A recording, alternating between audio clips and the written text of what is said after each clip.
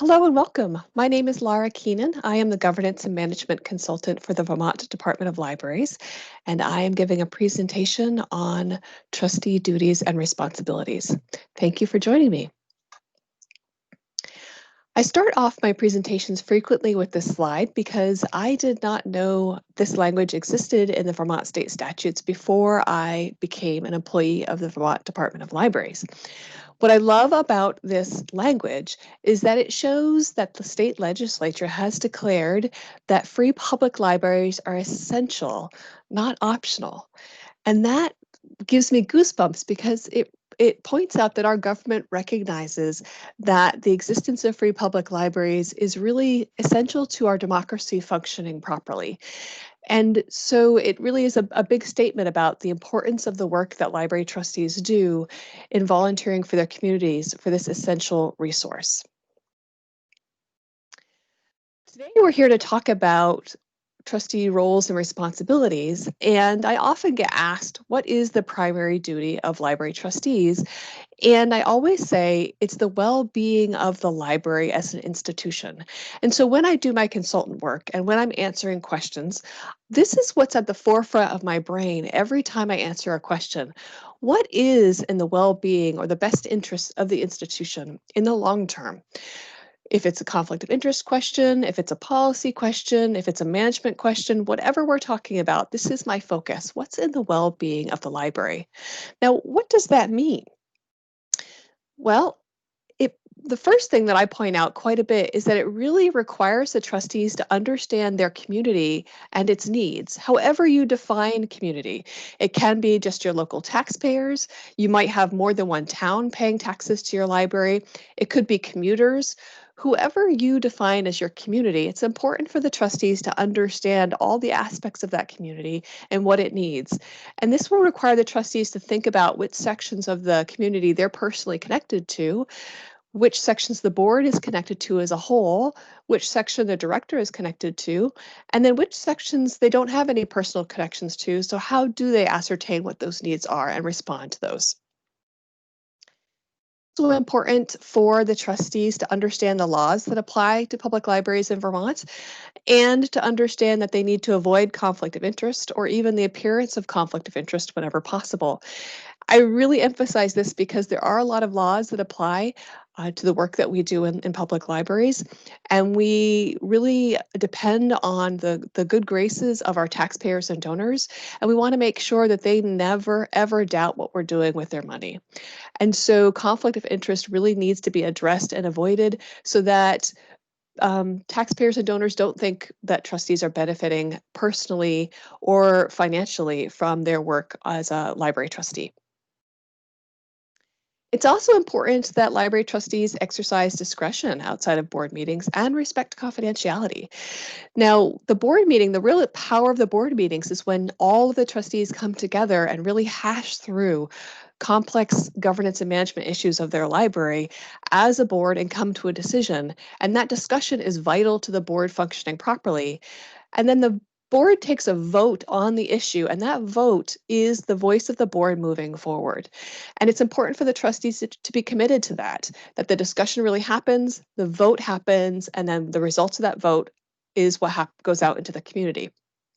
And so it requires trustees who may have had a dissenting vote to let go of that and to, outside the board meeting, for none of the trustees to be talking about who said what at the meeting, even though it may be an open meeting, to really let all that go and have a unified voice.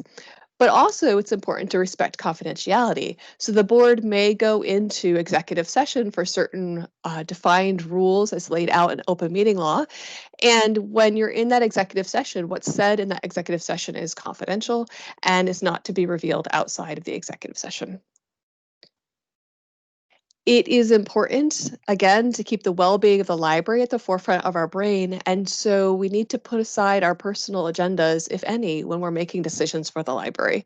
Some trustees in some towns may be elected to the board and may run on a platform, and It's important, again, that the trustees have a bigger picture view of what's important for the library and to let go of certain things when decisions are being made, especially if your opinion or your agenda doesn't match up with what's best for the library. Again, it's the library's an institution that's most important, and we all have our areas of expertise, and we want to bring those to the board, but we need to be careful that we don't allow our agenda to overrule what might be best for the library. And this last one is the hardest one for me personally, and I think for a lot of people. We as a species are wired to put out the fire directly in front of us. And we're not wired as a species, most of us, for thinking long term and big picture. And yet we have to, as the governing board of this library. We really need to think about how do we set up systems so that our library can be resilient moving into the future. Systems for our board, systems for the library, systems for our financial budget, all of that we need to think about quite a bit. So strategic planning comes into this. Succession planning comes into this, which I'll talk about in a different training, and really just setting up systems so that if any one member of the board or if your director is absent due to health issues or they have to resign for any issue, the board isn't set adrift, that you have systems set up that you can keep moving forward. So this slide really gives what I say is my thesis statement for what it means to be a library trustee and all of your responsibilities. Now I'm going to dive a little bit deeper into this and really set up a split between trustee roles and responsibilities versus library director roles and responsibilities to help clarify things a little. So to set up these two, I put this slide up so you can see that I focus on the trustees as having the oversight of the library. They really are focused on the forest, whereas the library director is the daily management side, and so they're really focused on the trees. And if you can keep that split, it really does help clarify that these two, the trustee board and the library director, are a team that work well together or need to work well together for the best interest of the library. But that split allows each person or group to focus on the most important thing for that so that they don't get in each other's way. So you're partners, but you really want to have some clarity around this split. Now, how this split plays out really can vary depending on library in town and type of library, but these are sort of general ideas and best practices. So the library board, again, is the forest. And so the big one I point out a lot for library boards is focusing on the policies for the library and your own bylaws. The trustee bylaws are the laws which the library trustees have to play by. And so you want to make sure that your trustee bylaws are looked at regularly and updated to make sure you're not inadvertently violating any of your own bylaws. I suggest that library boards look at these once a year or at least anytime a new trustee comes on, because you want to make sure that the new trustee understands the trustee bylaws. And then the policies the whole board works on in conjunction with their director to develop policies that really reflect the vibe or the feeling or the strategic vision and mission that you have for the library. And these also need to be updated regularly because things change and you want to make sure that the policies reflect the changes in the library world. You guys also as trustees really need to be advocates for your library. Your library director is an advocate every single time that they interact with the public, but you are many people representing, again, many aspects of your community. And so you want to make sure that you are also advocating for the library. And so the trustees should have an advocacy plan that you work on all year round and you're implementing all year round so that the people in your community understand what you're doing, understand the effects of the work that you're doing, understand the impact of what you're doing, and understand why you're asking for the money that you're asking for at town meeting and from donors. Strategic and long-range planning is a really important part of what you do. I can do a training on this for folks in terms of ideas on how to do this in certain methods, but here at the department, what we emphasize is we really want you to create a plan that, number one, reflects your community's needs. So you'll need to involve the community somehow in whatever way that makes the most sense for you. And two, is going to be something that's actually used. So we don't want you to spend a lot of time and energy creating a plan that's just going to sit on the shelf and no one's going to use. We want it to be something that the board uses and your director uses to really benefit your community. It's also important for you to be promoting the library out in the community following your advocacy plan and evaluating the library regularly. What's happening at the library and how does that reflect the board's strategic long-range plan and its mission? You're also responsible for this most important piece, which is hiring the right leader for your library and regularly evaluating that person. You are an employer, and so you do need to do regular evaluations and make sure that the person that you have leading your organization is the right match for your library and for your community, and to support that person as best you can.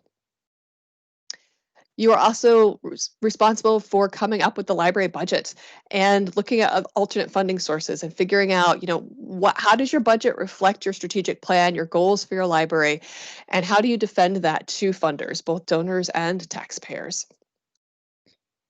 So depending on the situation with your library, and this is very dependent by library, um, but you are responsible for making sure that the building and the grounds, again, depending on the particulars of your situation, are safe for the public and have the right vibe is the word I use. So the right atmosphere that you want for your public, and what is your community asking for that, and making sure that your building is clean and serviceable and ADA compliant for your public.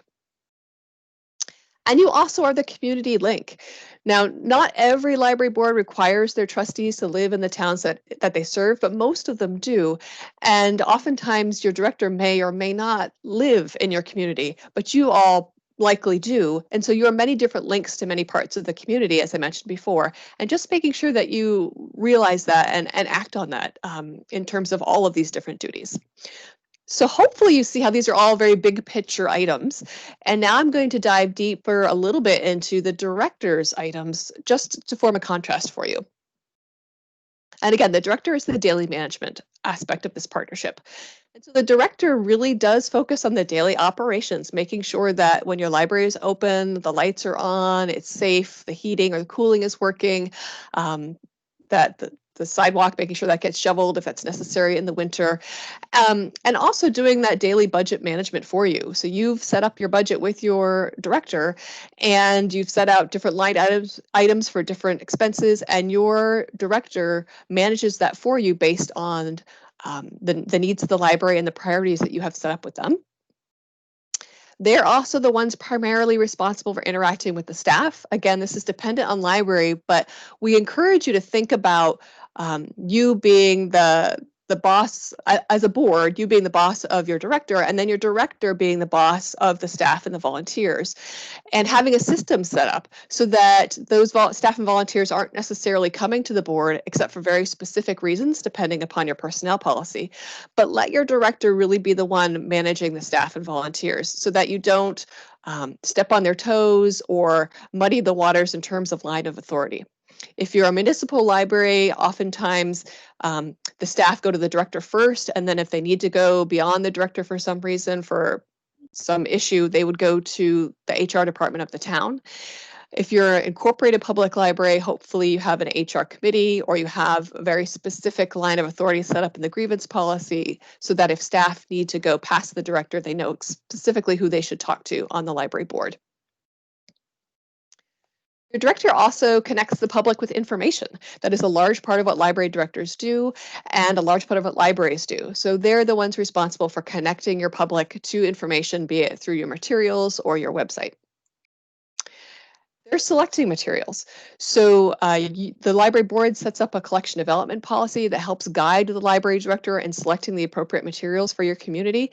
And if the library board has any ideas about specific materials that they'd like to see in the collection, those are generally suggestions given to the library director, who then makes the decisions.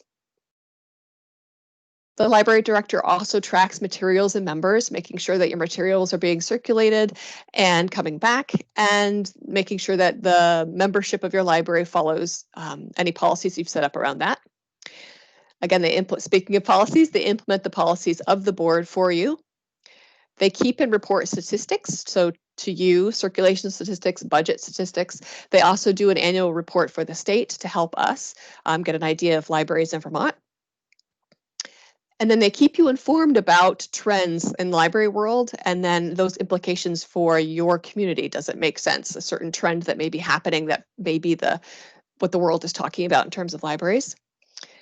And then again, depending on your library in your town, they may act as the spokesperson at meetings of different sorts. They may be doing outreach with different groups in town. And then for most libraries, if the press contacts the library, the director is the one who tends to talk to the press. So hopefully, again, that sets out that the director's duties are very tree, daily management, the trees, that's what their focus is. And the trustees, their focus is the forest and the bigger picture. And again, the two work together hand in hand to make the library functional for your community. Now, if you have a friends group, I often have people ask me, well, what do the friends do and how do we interact or interface with the friends? In other words, how do we establish a good working relationship with our friends group? Usually, I try to emphasize the importance of the fact that the Friends are a separate entity from the library. I understand this isn't the case in all libraries. Some libraries, the Friends are a separate group, but they don't have their own separate status, like a 501c3 status. But if they do, they really are a separate organization from the library with their own bylaws and their own board that's set up to support the library, and their bylaws should lay out what that support entails. But it's important to remember their autonomy to a certain extent. And it's also important to think about, if you don't have an MOU or a memorandum of understanding between the Friends and the trustees, it's important to think about developing one of those, because that can really help clarify this relationship and clarify the lines of communication, the lines of who does what, the expectations around all of that, and really help put it out in writing that everyone can look at. So you're not relying on institutional memory of one or two people. As library boards change and Friends boards change, you can always look back at the MOU and really say, this is what we agreed on, let's stick to this, let's talk about this. And it goes beyond the handshake agreements that Vermont oftentimes works on, that can lead to misunderstandings sometimes and can lead to personality conflicts, and hopefully, again, bring some clarity around communication, roles, and responsibilities. For the public's sake, but also for the trustees and friends' sake, and for the well-being of the library, it is important to differentiate between the types of fundraising done by the trustees and the types of fundraising done by the friends. Because if there isn't clarity around that, if the public isn't educated or there isn't clear messaging around that, the public and your donors don't necessarily understand, why are there two fundraisers going on? Do they seem too similar, or where is my money going? So you want to make sure that you really clarify that. And I oftentimes say, for some groups, it's helpful to think about the Friends doing particular types of fundraising, like book sales, and the trustees doing other types of fundraising, for example, endowment planning or planned giving type work. That's not how it's broken out in every library, but for some libraries, that distinction is a helpful one. And because the Friends are an engaged and passionate group about the library, it's really important for the trustees to make sure that they invite the Friends into the strategic planning process whenever that happens. And I said this already, but I can't emphasize it enough. It is really important to set up lines of open and honest communication between the two groups, so that, again, you address things as they happen, so that resentment doesn't build up, so that hurt feelings are addressed. And then set up those clear expectations so that we know the trustees have these responsibilities, the Friends have these responsibilities, and if misunderstandings happen, having that open and honest communication foundation set up so that you can really address those. Because again, you're both volunteers. They're both, the trustees and the Friends are passionate groups of volunteers that really love and care about their library. And so you don't want to allow any conflicts to push those folks away. With volunteerism on the decline over the past few decades, you really want to make sure that volunteers know that they're appreciated and know that they're welcome to be a part of the group.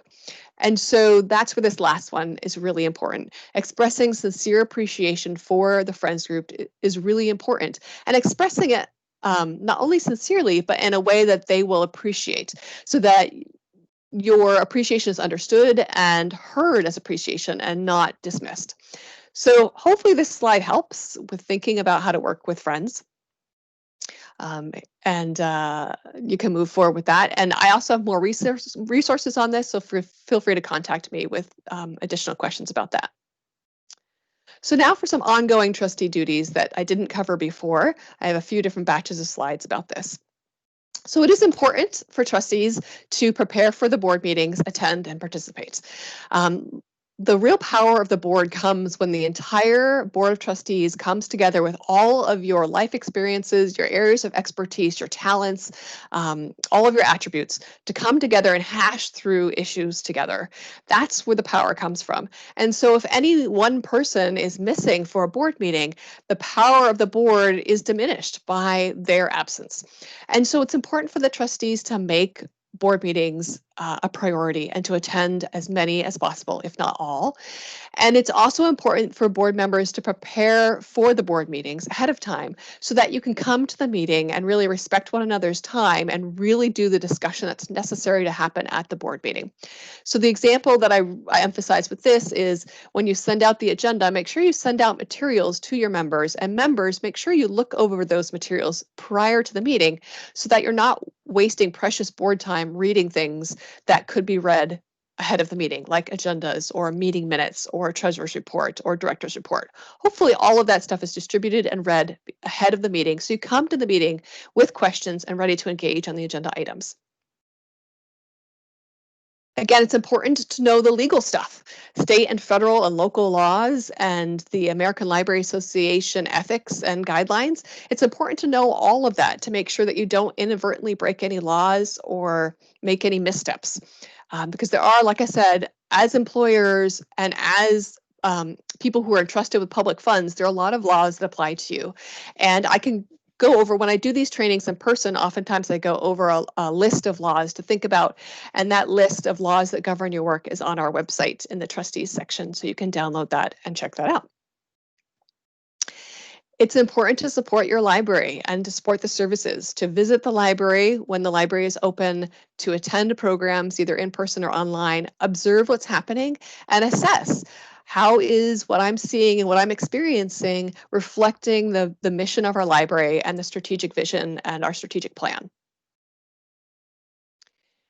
As members of the governing board of the institution, it's important for the community to know who you are and for you to talk about the library, to chat it up in the community. When I was a library director, I encouraged my trustees to wear name tags when they went out into the community as an invitation for the community members to talk to them about the library. And it is an opportunity for trustees to engage in advocacy efforts in accordance with the library's advocacy plan when they talk about the library. And it's really important to keep open to the future, to read and think and listen about what's happening in the world of libraries and think about whether or not that is appropriate for your community. This slide shows the Library of the Future trend cards, which was put out by the American Library Association. And I really like these because they talk about trends out in the wider world and then discuss how these trends are reflected in the work of libraries or how the work of libraries can reflect these trends. So now a few best practices for library trustee boards to keep in mind. Number one, which is really important, is providing an orientation for new board members. So when new board members come on, it's a big duty for them to take on this responsibility of leading this organization and being part of this board. And so it's important for the sitting board members to welcome the new people in and to give them a real thorough orientation of what it is that library trustees do. So at the very least, I encourage you to have them watch this training, but also to give them the Vermont Library Trustee Handbook, which is available on our website, to go over the bylaws and the details of library function, to review the minutes of the last 6 months of meetings for the trustees, and then give them a tour, help them meet library staff. Again, you really need to prep them for this really important work. It's also best practice to understand and follow open meeting law, which is another training which I will be doing. And whether you're incorporated or municipal, it's really important for you to follow open meeting law. If you're a municipal library trustee board, you're required to follow it. And if you're an incorporated public library, I strongly recommend, and so does the Vermont Secretary of State, strongly recommend that you follow open meeting law because, again, this law is all about making sure that your use of public funds is transparent. And whether or not you mean to, if you choose not to follow open meeting law, you are inadvertently hinting that you may have something to hide. And that's not a good message to be sharing with taxpayers and donors, that you've got something to hide. also important to stick to your meeting agenda, not only to follow open meeting law, but out of respect for everyone's time. You want to make sure that people come prepared to talk at the meeting, and so they need to know what is going to be discussed. So your agenda should be specific, letting the public know what you're going to discuss so they know whether or not they want to join, but also letting your own board members know what you're going to discuss so they come prepared with questions and things they want to talk about. I encourage you to consider putting time stamps for each item so that you can stay on track. And if you meet the time limit for a certain item, to pause the board and say, should we keep talking about this, or do we need to table this and go to the next agenda item? It's also really important for every trustee to have a voice in meetings. So it's important for the trustee chair to make sure that no one dominates the conversation, but it's also important for every trustee to be committed to speak up and contribute their voice to the meeting, because again, the real power comes from everyone being fully engaged in these discussions. Now, as you know, or you may be learning, the work of trustees is very hard to get done just inside board meetings. There's a lot to be done as a trustee, and that's why your job as a library trustee is so important.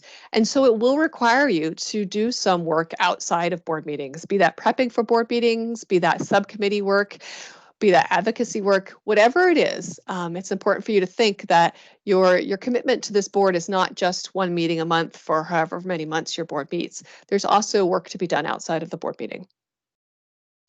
And as I set up with the forest and the trees dichotomy, it's really important to empower your director to manage the day-to-day operations of the library and to step away from that as much as possible so that you can keep your focus on the forest, which is the big picture items, the strategic plan, the advocacy work.